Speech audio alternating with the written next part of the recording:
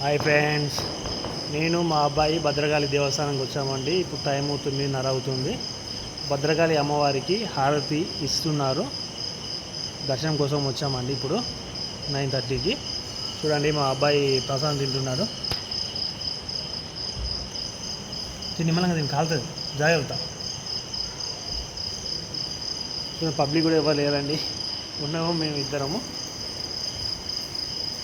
మొత్తం ఖాళీగా ఉంది దేవస్థానం.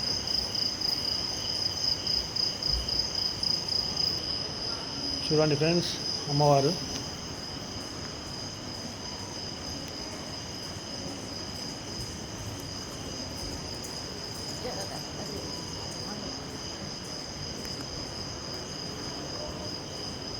పబ్లిక్ ఎవ్వరు లేరండి, మొత్తం ఖాళీ.